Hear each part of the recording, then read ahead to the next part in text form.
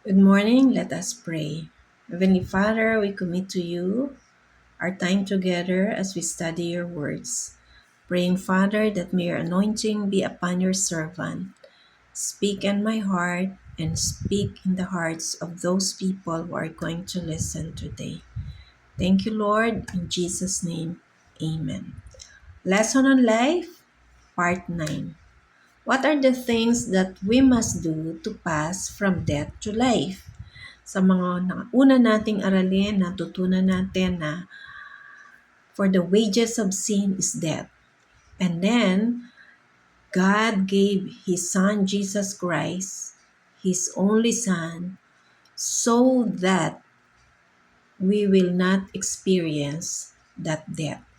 Now, ano nga ba ang dapat nating gawin para makuha natin yung tinatawag nating eternal life? Sabi nga, gusto ni Jesus na i-share itong walang hanggang buhay sa bawat isa. What are the things that we must do to pass from death to life? As what it says in John 5:24, "Very truly I tell you, whoever hears my word and believes him who sent me has eternal life and will not be judged, but has crossed over from death to life." So, it means the things that we must do to pass from death to life. It means para malagpasan natin yung posibleng kamatayan ng ating kaluluwa at upang tayo ay magkaroon ng buhay na muli, ang dapat nating gawin as what it says in John chapter 5 verse 24, "Hear my words." It means pakinggan natin ang sinasabi sa salita ng Diyos. Number 2, believe in Him. Whom are we going to believe? God. God sent Jesus Christ to redeem our sins. It is clearly said in the Bible, "For God so loved the world that He gave His only begotten Son, so that whoever believes in Him will not perish, but have eternal life." So ang disenyo ng Diyos ay magkaroon tayo ng walang hanggang buhay, kapiling ang Diyos. Yon ang sinasabi sa John 3:16. At malinaw sa John 5:24, we need to hear the word of God and we need to believe in Jesus. From God's perfect perspective sa pananaw ng Diyos, what are the two classes of men in this world? The one who believes in the Son has eternal life. The one who rejects the Son will not see life, but God's wrath remains in him. Sabi sa John chapter 3 verse 36, kapag naniwala ka sa anak ng Diyos who is Jesus Christ, you will have the eternal life. It means when you believe, you will accept Christ as your Lord and Savior.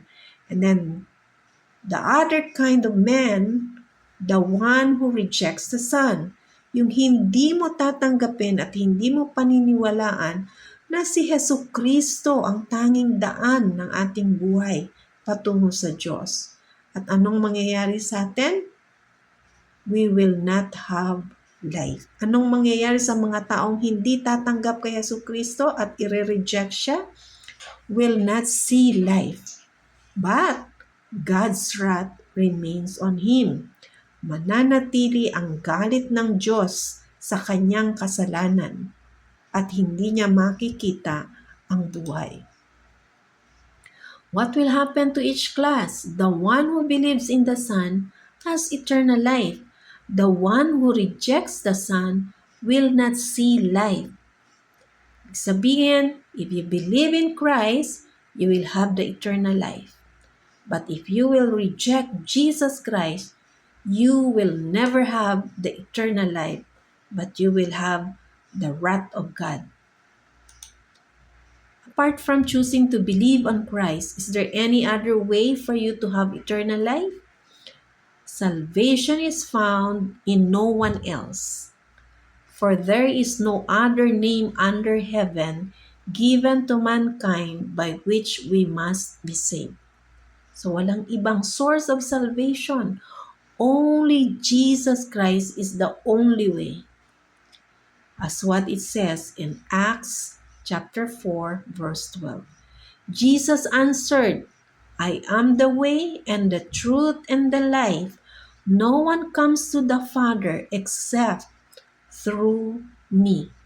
Walang sino mang makaaabot sa Ama, sa Diyos Ama, kundi sa pamamagitan lamang ni Jesucristo. As what it says in John chapter 14 verse 6. Will anyone be justified by God on the basis of good works by obeying the law? Pwede bang sumunod ka lang sa batas, gawin mo lang ang tama, ay pwede ka nang maligtas? What the law says, it says to those who are ruled by the law, its purpose is to shut every mouth and make the whole world accountable to God.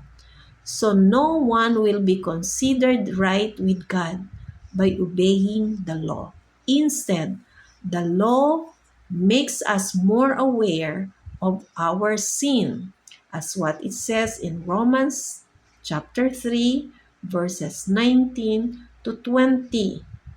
Malinaw na sinasabi dito na ang pagsunod sa batas ay hindi makatutulong sa atin upang magkaroon tayo ng kaligtasan o yung tinatawag natin na buhay na walang hanggan. Kasi ang batas ay nangyayari lamang upang makita natin na tayo ay nagkakasala at ginagawa natin ang mali sa harap ng Diyos. Malinaw na ang tanging daan lamang ng kaligtasan ay si Jesucristo. Ngunit hindi nangangahulugang hindi tayo susunod sa batas. Ang pagsunod sa batas ay resulta ng ating relasyon sa Panginoong Jesucristo. Sumusunod tayo sa batas hindi para maligtas. Sumusunod tayo sa batas dahil ito ay resulta ng ating relasyon sa Panginoong Hesus. Sapagkat nakita natin na ang Diyos ay righteous. So ang pagsunod sa batas ay bahagi ng righteous living. Will anyone be able to boast that righteous works justified him before God? So who can brag? No one. Are people saved by the law that requires them to obey? Not at all. They are saved because of the law that requires faith. We firmly believe that a person is made right with God because of their faith. They are not saved by obeying the law. Romans 3, chapter 3, verses 27 to 28.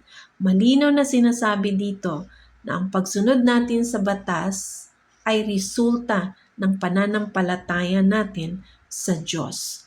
Ang batas ay hindi makapagliligtas sa atin. Ang tanging makapagliligtas sa atin ay ang pananampalataya natin sa Diyos. Ito ay si biyaya ng Diyos. We are saved by grace, by faith. Why boasting is excluded? Bakit hindi kasama yung ipagmalaki natin ang ating sarili? Who can brag? No one. Are people saved by the law that requires them to obey? Not at all. They are saved because of the law that requires faith. We firmly believe that a person is made right with God because of their faith. They are not saved by obeying the law. Again, may pagmamalaki ba natin ang sarili natin? Hindi. Ang tanging ipinagmamalaki natin ay ang kapangyarihan ng Diyos na kumikilos sa buhay natin because we believe in Him and we have that kind of faith.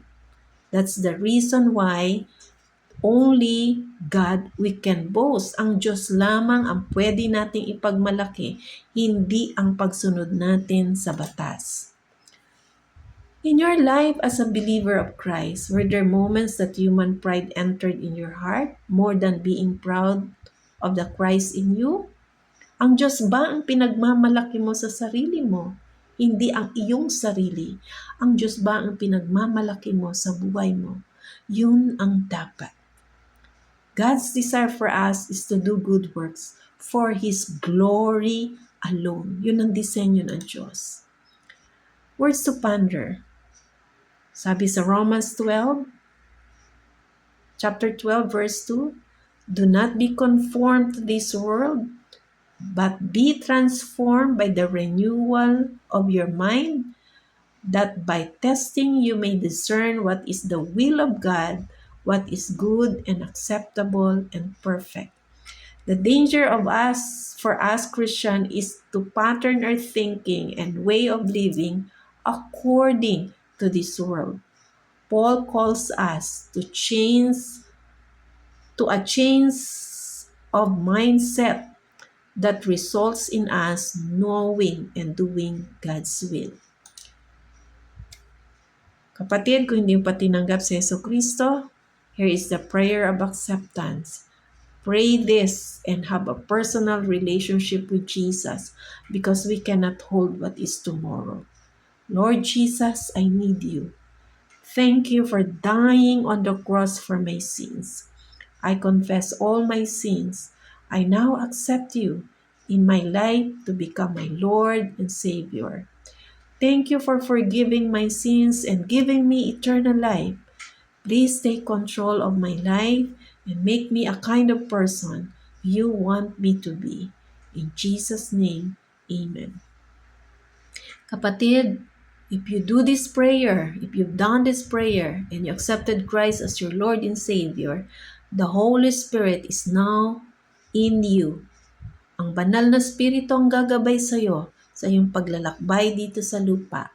Kailangan mo ring magbasa ng Biblia upang higit mong maunawaan kung ano ang nais ng Diyos sa iyong buhay. Gayon din, ang banal na Espiritu pa rin ang gagabay sa iyo upang maunawaan mo kung anong sinasabi sa Biblia. Maraming salamat po. Love and prayers, Tita V. God bless everyone. God bless Philippines. To God be all the glory.